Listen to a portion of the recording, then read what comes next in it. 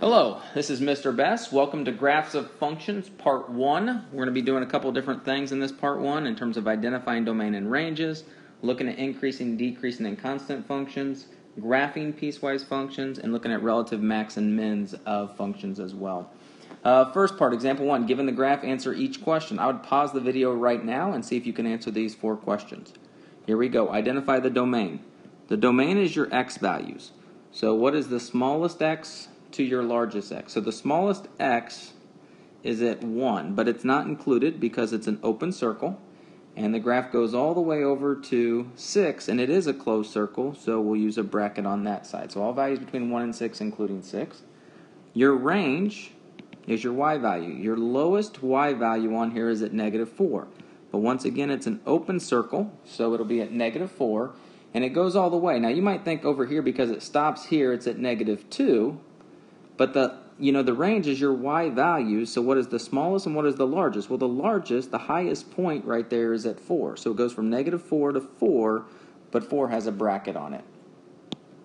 The next question we have is find f of 6, f of 2, and f of 1. So f of 6 is equal to, when x is 6, what is the y value? 6 comma -2. So the output is -2. What about f of 2? F of 2, when x is 2, what is y? It's at 2. And then the last one, f of 1, is equal to, at 1, you go down, and there's a point, but it's an open circle. So f of 1 is actually not part of your domain, which is what we talked about in the beginning there. So f of 1 is undefined, or it does not exist. And then the last question is find x when f of x is equal to 4. So what we're saying is, what is x when y is equal to 4? When the output is 4, what is x? So you have to find 4, which is right here, and as we go over, right there, what is the x value when the output is 4? And the answer is 2. So x is equal to, actually it's 3. X is equal to 3. So once again, at x equals 3, y is 4. The next part of functions that we'll talk about is increasing, decreasing, and constant. And so you can read through these 3 different definitions, but you know what an increasing function is. If it's getting larger, as x gets larger, is y getting larger, smaller, or is it staying the same? And so from the 3 graphs, you can see the first one is increasing. As x increases, y also increases.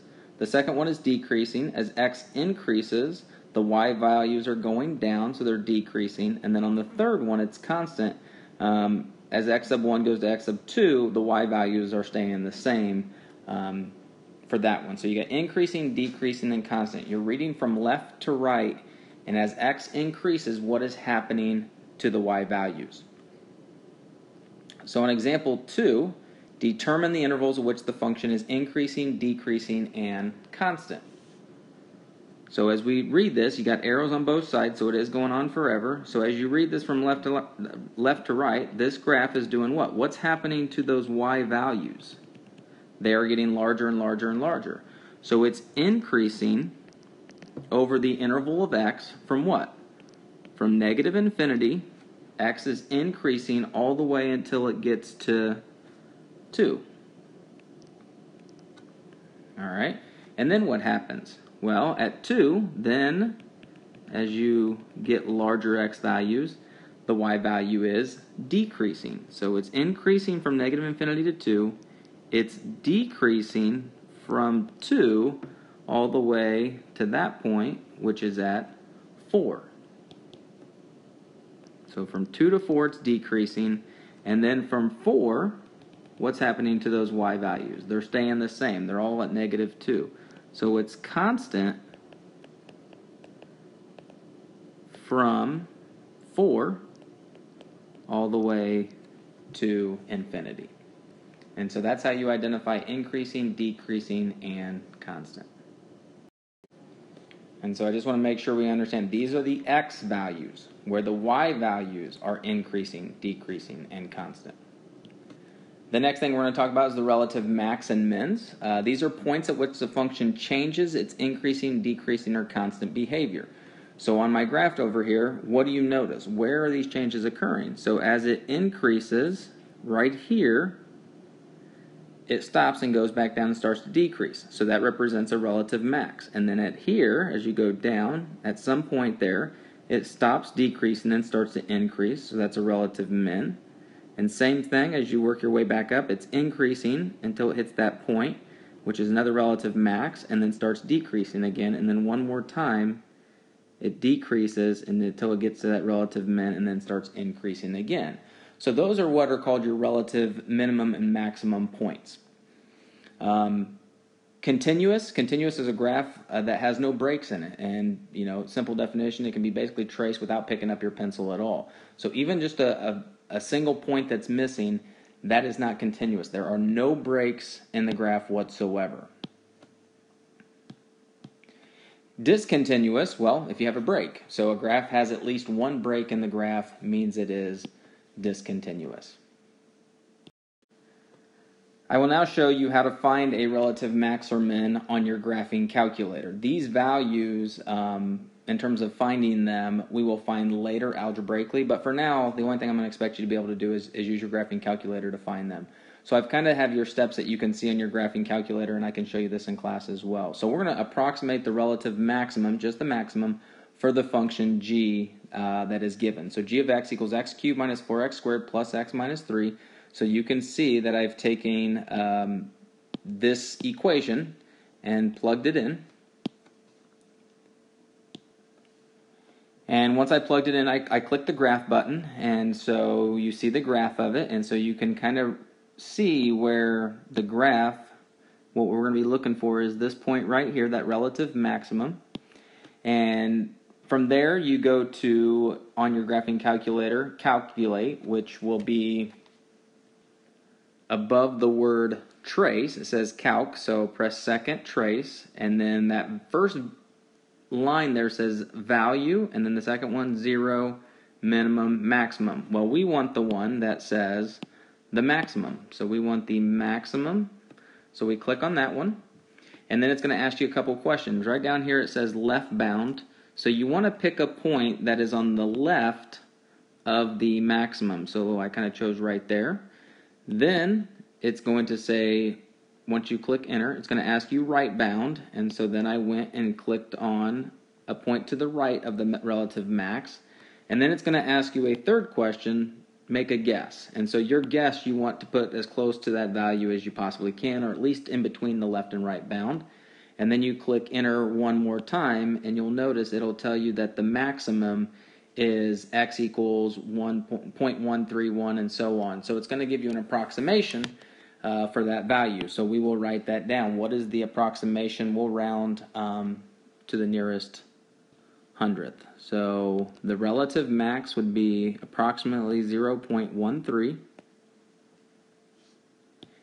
And that's for the x. And then the y would be approximately negative 2.94. We'll round the 3 to a 4 because of the 5 in the thousandth column. So that's how you identify your relative maximum, or if it's a relative minimum, you do the same thing.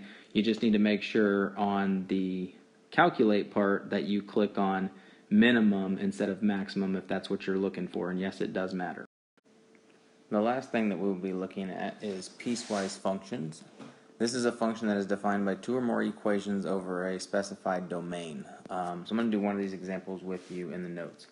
Example 4, graph. So we got a function, f of x. This is two equations that we're going to be looking at. One is linear. The first one is linear, and actually the second one's linear also. But on the first one, what we want to do is we only want the values of x that are less than 0. So one of the ways we can do this is we can create a t-chart, but only graph, or only pick values that are less than 0. But we want to start at 0 because we can't pick the number directly left of 0.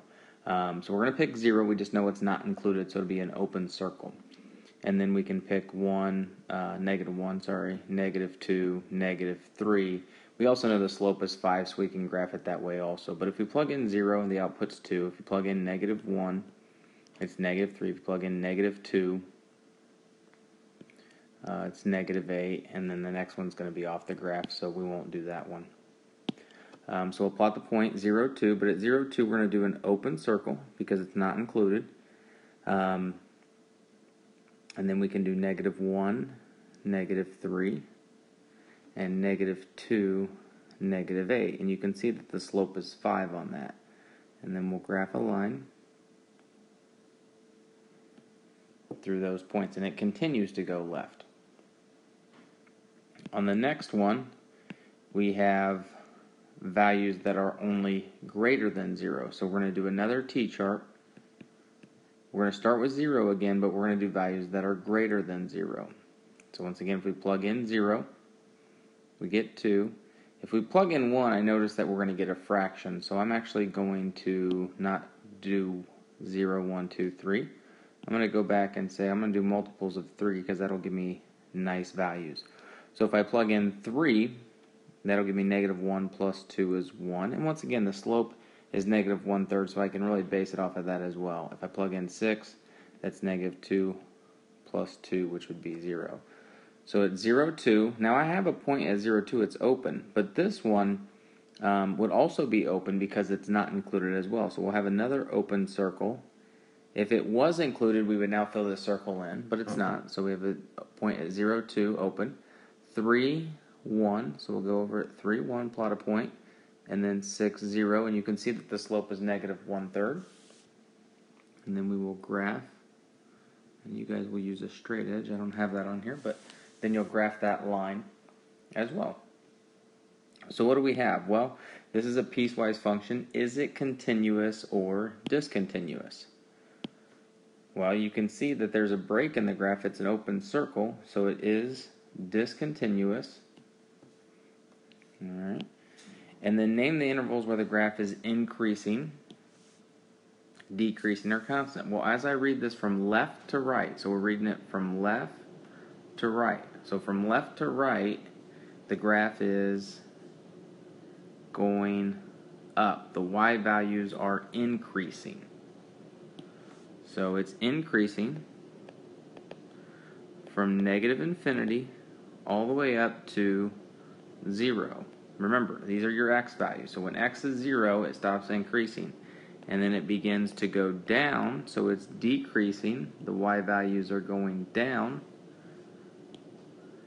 from 0 to infinity. And there are no values that are constant. And so that's what a piecewise function looks like in terms of graphing. I'll do a couple more examples on another video for you guys. I will now work through a couple more examples of some piecewise functions. This example 6, we're going to look at where we have 3 functions. We have what looks to be linear, constant, and quadratic. I'm going to do this one a little different just to kind of show you another way that you can look at this. So when you see this, you're looking at values that are less than -2, sorry. So if it helps to kind of break your piecewise function into sections, so there's a x equals -2. The next one goes from -2 to 2. So the next piece of graph will be from -2 to 2. And then your next graph is greater than 2. So I've drawn in some vertical lines just dotted just to kind of show you the split in the graph. This might help you graph as you go through the piecewise function. So here we go. So the first one is -x plus 2, but I only want values that are less than -2. So once again, if I'm doing just a T-chart here, I want to include -2, and then I want to choose values that are less than that. So we'll just do -3, -4. If I plug in -2, the opposite of -2 is 2, 2 plus 2 is 4. The opposite of -3, 3, plus 2 is 5. The opposite of -4 is 4, 4 plus 2. So you can see your y value, it's linear, it's going up by 1, which your slope is -1. So when you go to graph this, at -2, you're at 4, but it is an open circle. And then at -3, you're at 5, and -4, you're at 6, and you can just kind of keep going on there as well. So you can see that your slope is -1. So we'll graph that.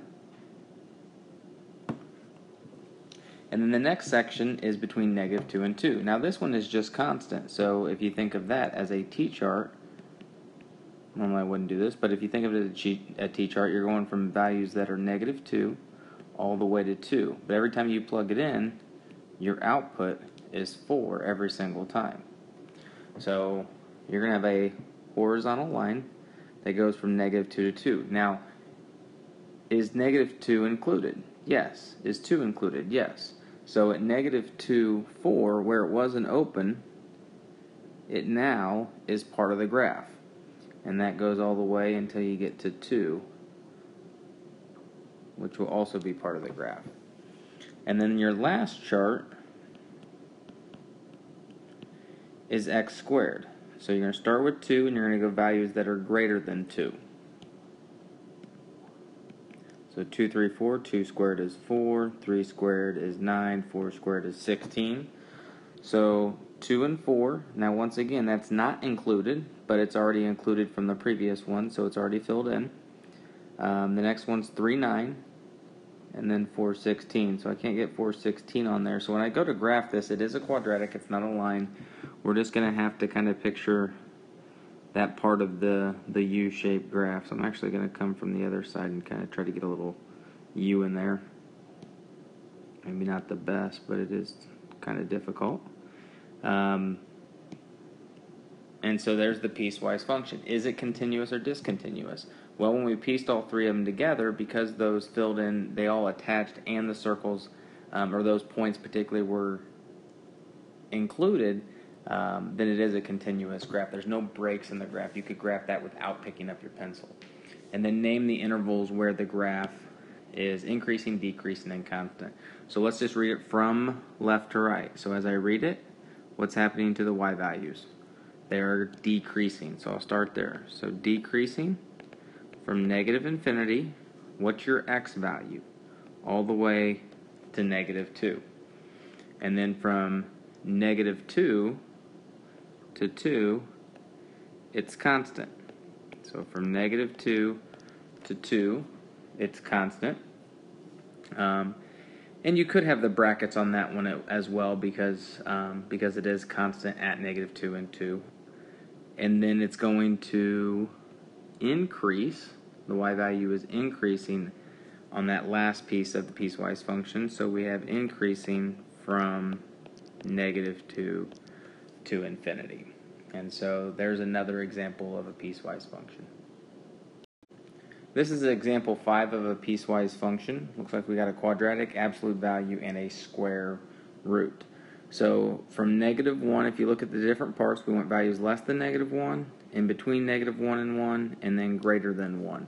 So if you want to put some vertical lines there, just make sure they are dashed or dotted, so we know they're not part of the graph. That's where those three sections are going to occur. So let's begin with the quadratic, x squared plus 3. I'm going to graph a t-chart. We want to plug in values that are less than -1, so we'll start with -1. Always start with the value whether it's included or not. -2, -3. You plug in -1, you get 1 plus 3 is 4. Plug in -2, 4 plus 3 is 7. -3 squared is 9, 9 plus 3 is 12. So we'll graph -1, 4, and that will be an open circle. And then -2, 7. And then -3, 12 won't fit. And then try to make that U-shaped graph there. And then the next one we will do is the absolute value. So that's -2, absolute value of x plus 1. And if you plug in -1, 0, and 1, so we want to stick with that domain. If you plug in -1, you get 0. 0 times -2 is 0. Plug in 0, that's the absolute value of 1. 1 times -2 is -2.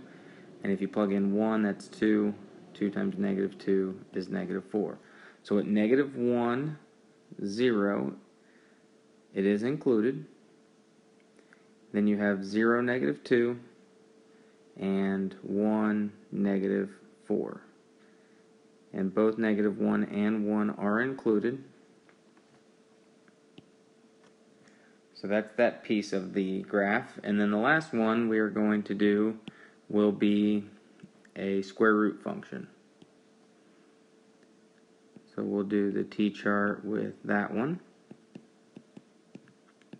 Now since it's a square root, we want values that are greater than 1. We can do 1, but I want to pick values that are perfect squares. So I'll do 1, 4, and 9.